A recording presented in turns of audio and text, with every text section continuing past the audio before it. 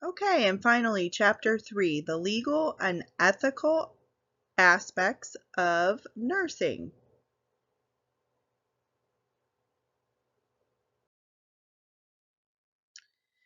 In theory, we are going to explain the legal requirements for the practice of nursing and how they relate to a student nurse, identify the consequences of violating the Nurse Practice Act, examine the issue of professional accountability, professional discipline, and continuing education for licensed nurses.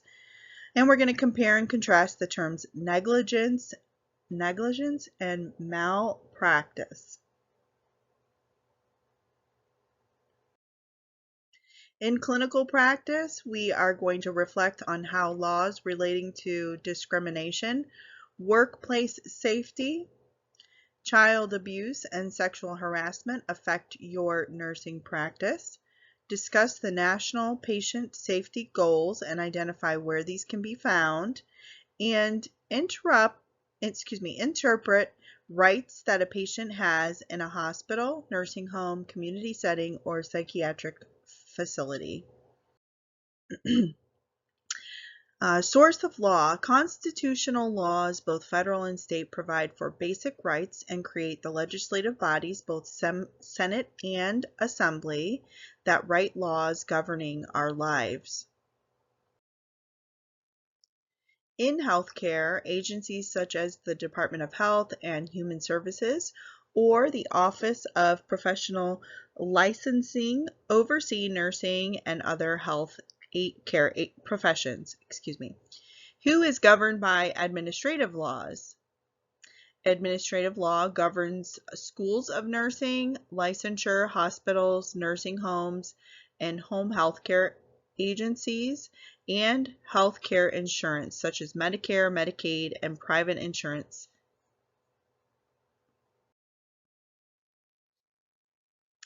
Civil and criminal law. You may be guilty of a tort if you harm a patient, for example, by administering the wrong dose or type of medication. Serious crimes are called felonies and are punished with long prison terms of a year or more, or even the death penalty. Less serious crimes are misdemeanors and may result in prison terms of less than a year, monetary fines, or both.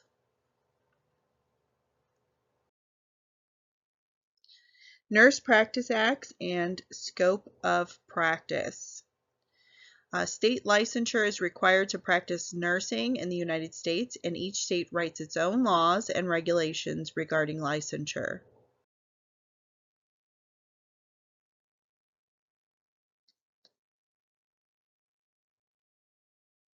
Although a student nurse may not perform a task as quickly or as smoothly as a licensed nurse, the student will achieve the same outcome without harm to the patient. The instructor who supervises a student is responsible for proper instruction and adequate supervision and evaluation of the student. Instructors are responsible for assigning students to patients of an appropriate level of complexity so they do not jeopardize patient safety. Professional accountability. Accountability means asking for assistance when unsure, performing nursing tasks in a safe and prescribed manner, reporting and documenting assessments and interventions, and evaluating the care given to the patient's response of that care.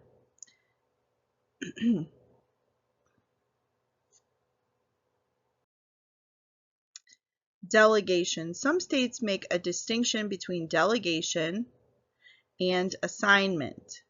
The nurse is responsible for ensuring patient safety and the observation of patient rights. What steps might a licensed nurse take to ensure the person can handle the assignment safely? The nurse should supervise and evaluate the care. Standards of care. Legally, a nurse is responsible for his or her actions under the Nurse Practice Act and according to the standards of care that are approved by the profession. Standards are defined in the Nurse nursing procedure books, institutional manuals of policies and procedures or protocols, and nursing journals that outline current skills or techniques. Professional discipline. When a licensed nurse is charged with a violation of a Nurse Practice Act, there will be a hearing to determine if the charges are true. What may result when a nurse is found guilty of professional misconduct? When a nurse is found guilty of professional misconduct, the penalties may result in a temporary suspension or loss of licensure. Continuing education. Nurses may stay current by attending programs provided by their employer, through participation in their professional organization, by attending workshops, seminars, or presentations on healthcare topics, by reading professional nursing journals, by formal continuing education in colleges, or by correspondence courses. Every year we have to complete CEUs in order to renew our license.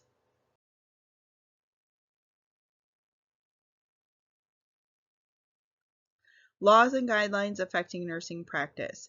We have Occupational and Safety and Health Act, Child Abuse Prevention and Treatment Act, Discrimination, Sexual Harassment, Good Samaritan Laws, Patient Rights, National Patient Safety Goals, HIPAA, and Consents and Releases. Occupational Safety and Health Administration, or OSHA. You'll hear OSHA's coming to the facility. Oh my goodness, you want to be off on those days, right? Just kidding, you don't. But OSHA does provide regulations on handling infectious and toxic materials, radiation safeguards, and electrical equipment. It requires orientation and education in topics such as bloodborne pathogens, exposure, fires, bomb threats, lifting, and evacuation procedures. It requires facilities to keep a record of hazardous substances as well as material safety data sheets, or MSDS sheets. What may give healthcare personnel a clue that child abuse may have occurred? In cases of child abuse, the account of the injury or accident given by the caregiver is often inconsistent with physical signs and symptoms. So what is required as a nurse? We are considered mandatory reporters, and if you suspect child abuse, you are required, even if you just suspect it, you are required to report child abuse. In 1964, federal legislation made it illegal for employers to discriminate. The law has been amended to include protection for people with disabilities, as well as discrimination based on age. In our society, in which sexual comments and activities are commonplace on television or in movies, we must be aware of the right time and place for sexually suggestive or explicit words or touch. What should you do as a nurse if you are being sexually harassed? Hoping that it's not your supervisor, you need to report it to your supervisor. If it is your supervisor, you need to go one step above your supervisor and report it. In most states, there is no legal requirement for a nurse to provide aid in an emergency.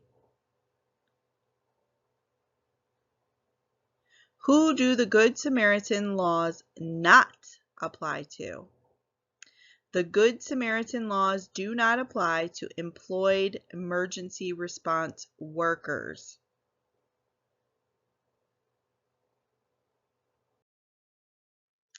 Patients' rights. Under some legally specified conditions, certain rights may be temporarily suspended, such as in an emergency when the patient is unconscious or unable to communicate. Does anybody know who developed the Patient Bill of Rights?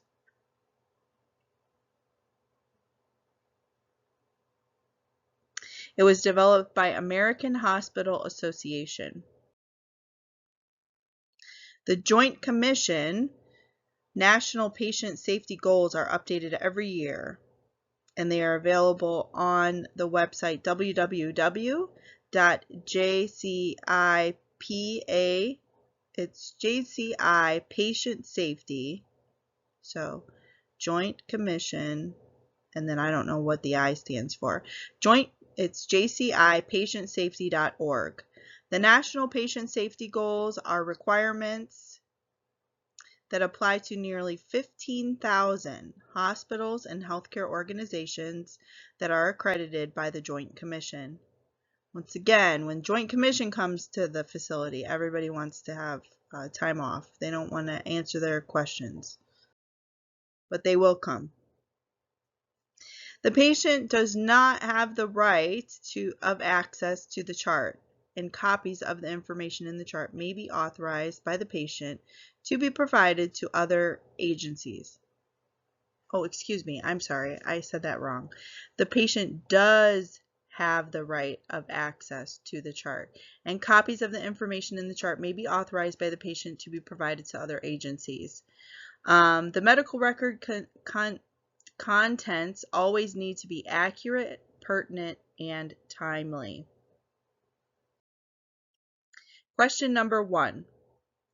Universal guidelines are developed for all nursing interventions, which define appropriate measures that should be observed during the performance of those interventions. These are known as 1. Scope of practice, 2. Advocacy, 3. Standard of care, or 4. Prudent practice.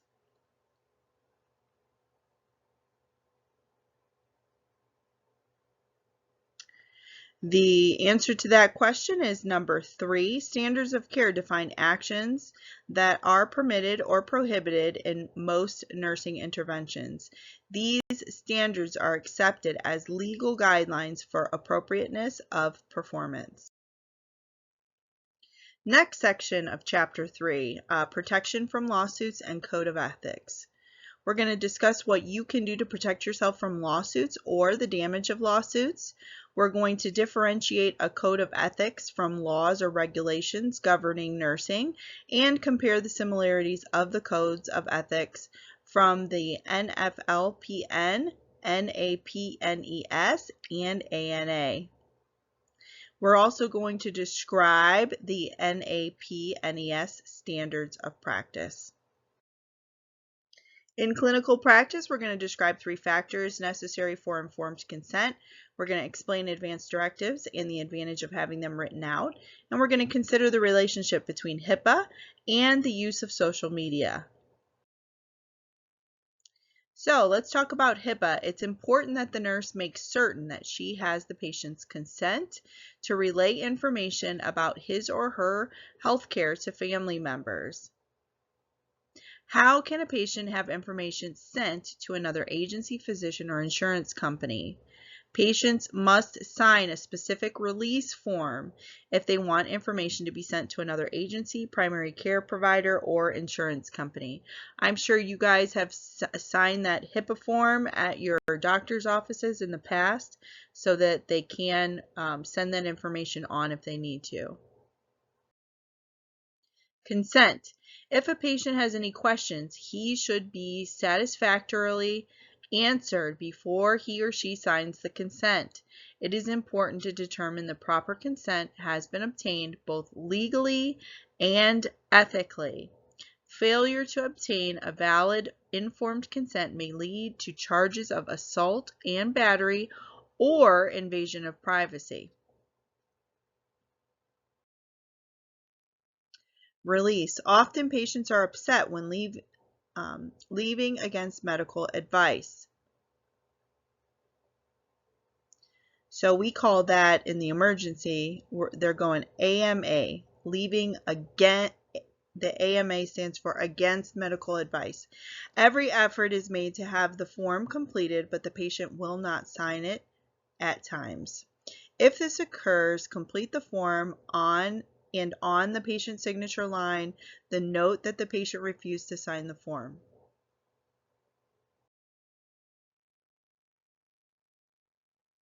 Witnessing wills are other legal documents. Do you need to know the content of a legal document when you are witnessing a signature on that document? To witness the signing of a legal document, you need not know the content of the document. Legally, it is necessary only that the witness confirms that the signature or mark is made under no influence, drug or otherwise, and that the person knows what he is signing. Most hospitals have a policy, and I don't know about nursing homes, but most hospitals have a policy against nurses being witnesses for wills or any other legal documents. So just don't get involved. Advance directives. All 50 states recognize advance directives, but each state regulates advance directives differently. And an advance directive from one state may not be recognized in another, depending on the similarities or differences in their laws. Who writes a DNR order and what does it mean? DNR, what does that stand for? DNR stands for Do Not Resuscitate. DNR orders are written by a physician when the patient has indicated a desire to be allowed to die if he stops breathing or his heart stops. Negligence and malpractice.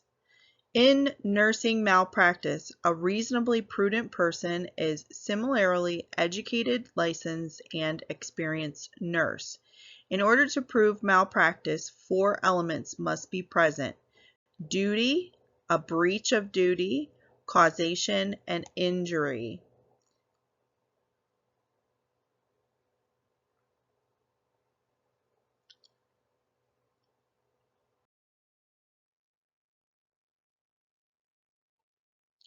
Common legal issues. Nurses have access to private information and personal contacts. When legal boundaries are violated and injury occurs, nurses may be subject to litigation. What is litigation mean? It is a lawsuit. You could be brought in on a lawsuit. Assault and battery. Adults who are alert and oriented have the right to refuse medications, baths, treatments, dressing changes, irrigations, insertion of a catheter, and diagnostic tests, as well as surgery. If the nurse forces the procedure or treatment after the patient refused, this may be considered assault. It is the nurse's responsibility to explain the reason why a particular drug or treatment is important. If it is not appropriate it is not appropriate for the nurse to physically force the patient to take a drug.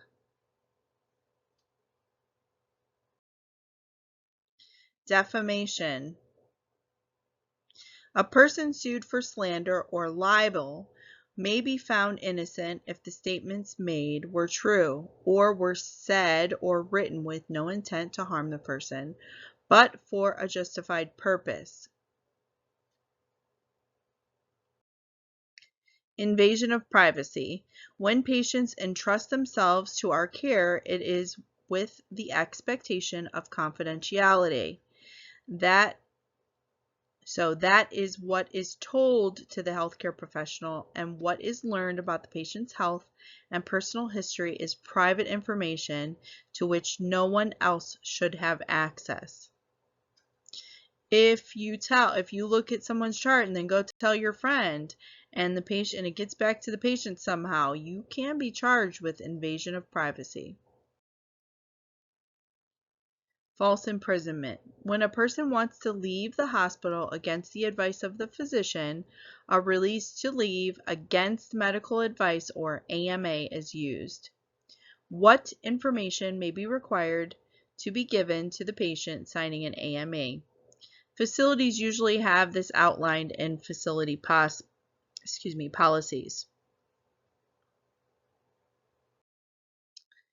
Protective devices. Nurses must be alert to abuse of protective devices when other less restrictive techniques may be effective. Nurses should consult with their supervisor about using protective devices in an emergency situation when no physician order is available.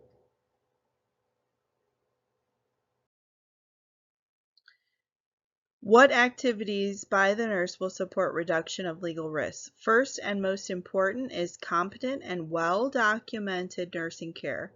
Potential lawsuits may be avoided by early identification of dissatisfied patients. Nursing competence. Establishing rapport and effective communication skills can create a relationship in which patient anger or misunderstanding can be resolved rather than grow to lawsuit proportions. What should the nurse do if hospital rules are out of date or unrealistic? If hospital rules are out of date or unrealistic, it is important to get involved. Get on your hospital's policies committee to change the rules rather than work around them. Incident or occurrence reports. Incident reports should be timely, factual, and concise and should not contain unnecessary details such as explanations about why the event might have occurred. It needs to be very objective, so stick to the facts.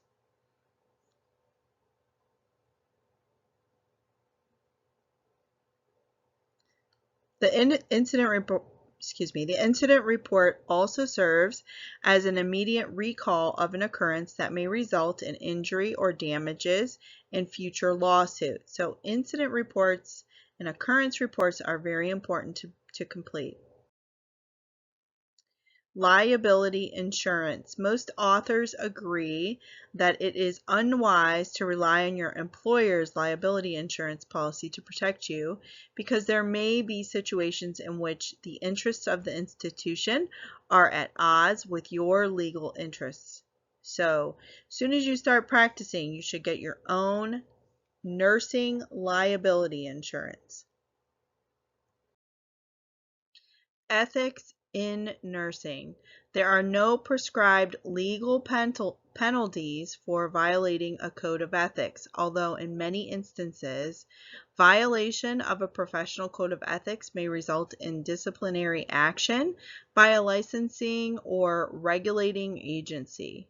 What are ethics closely linked to? Ethics are closely linked to values, the worth or importance of an action or belief to an individual.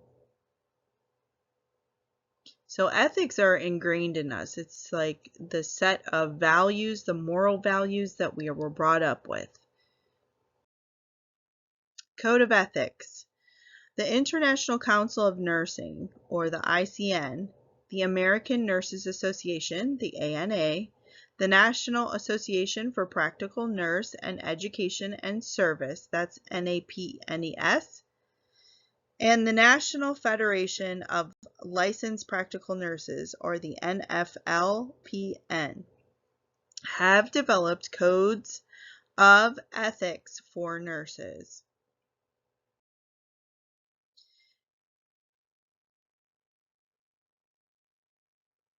Departments that participate in ethics committees include nursing, medicine, surgery, psychiatry, pharmacy, the legal department, the economic department, spiritual department, and social work department. Ethical dilemmas. On a daily basis, nurses face personal ethical decisions involving honesty, whistleblowing, which is reporting illegal or unethical actions, and provision of care. Our professional code of ethics dictates that we act as patient advocates and safeguard our patients from harm. Question number 2. Since a nurse's first duty is to the patient's health, safety, and well-being, it is necessary to report number 1, unethical behavior, number 2, a worker who arrives late, number 3, favoritism, Or number 4, arguments among the staff? The answer is number 1. A member of the nursing profession must report behavior that does not meet established standards.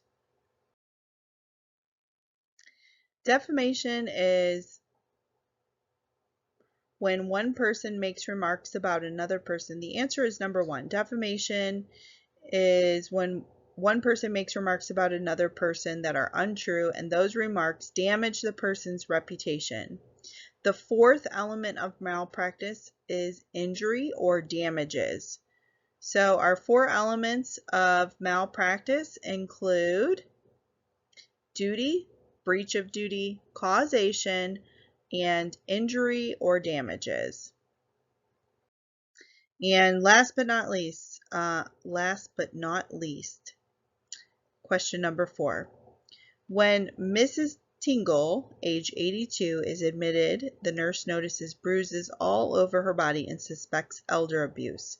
She may report her suspicions to everyone except number 1, supervisor, number 2, police, number 3, family, number 4, appropriate agency.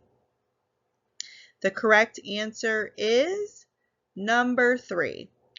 Nurses are required in most states to report information regarding child or elder abuse or violent acts that may be crimes to the appropriate agencies, but not to other family members. Sharing information with other family members is a violation of the HIPAA Act.